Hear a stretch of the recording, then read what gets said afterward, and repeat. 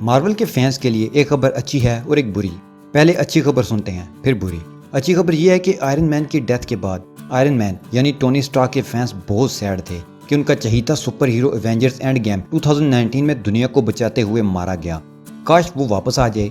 आखिर Hugh Jackman Wolverine भी तो डेडपूल में वापस आया है और ये अनएक्सपेक्टेड था। मूवीज में क्या कुछ नहीं हो सकता। मार्वल वाले भी पिछले 2 साल से हाइप क्रिएट कर रहे थे और सब यही सोच रहे थे कि राइटर्स कोई ना कोई रास्ता जरूर निकाल लेंगे और आयरन मैन 4 किसी न किसी तरीका से हो ही जाएगी। टोनी स्टार्क की फैन फॉलोइंग की बात की जाए कि फिल्म हिट होने से खुद टोनी स्टार्क भी नहीं रोक पाता, तो हमारा चहीता आरडीजे वापस आ चुका है। ये तो हुई खुशी की खबर। रुको जरा, सब्र करो।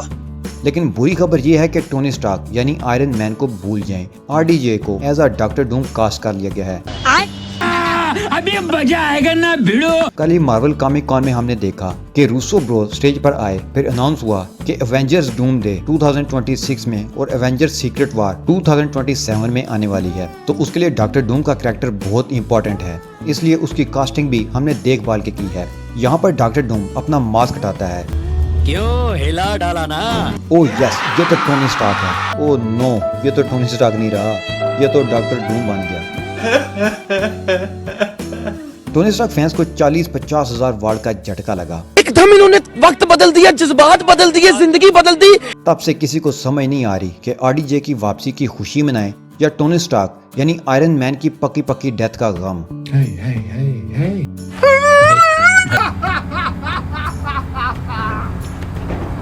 What, you think that's funny?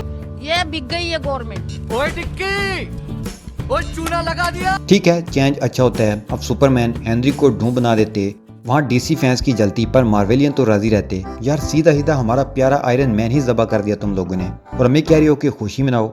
अबे साले, यार ये तो मोए मोए हो गया ना। ये उन लोगों की एक नई चाल है। आपने ह्यूमन टॉर्च को कैप्टन अमेरिका बनाया, मार्वेलियन सह गए। हल्क को बार बार चेंज किया, सह गए।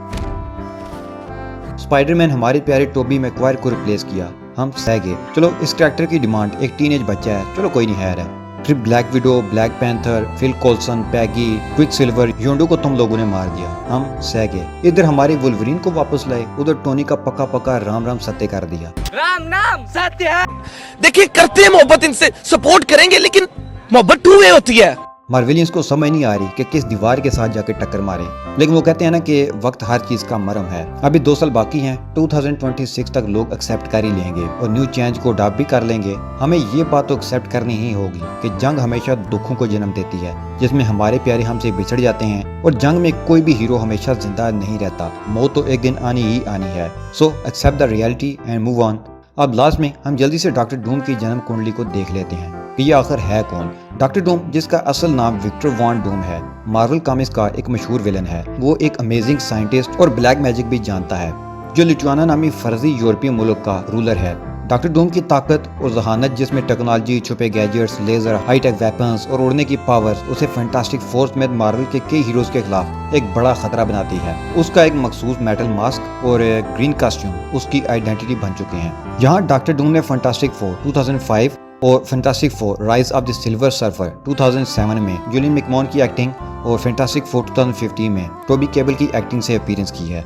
और अब हमारा टोनी गद्दारी करके एवेंजर्स डूम्सडे और एवेंजर्स सीक्रेट वार में यह कैरेक्टर निभाएगा। डूम का मोटिव यह है कि वो पूरी दुनिया बल्कि यूनिवर्स को अपने कंट्रोल में करके न्यू वर्ल्ड ऑर्डर चलाना चाहता है। उसे लगता है कि दुनिया का सिस्टम खराब है और मैं ही हूँ जो उसे ठीक कर सकता हूँ। वेल, थानोस भी ऐसा ही कुछ सोचता था, जिसकी जिद की वजह से दुनिया को काफी नुकसान पहुंचा।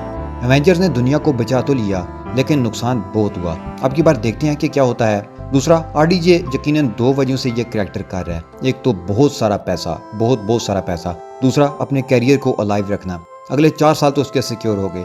फैंस तो यही चाहते हैं कि आयरन मैन का कैरेक्टर आरडीजे मरते दम तक निभाए, लेकिन आरडीजे ने फैंस के दिल को तोड़कर नए चेंज को एक्सेप्ट करने का बोला है।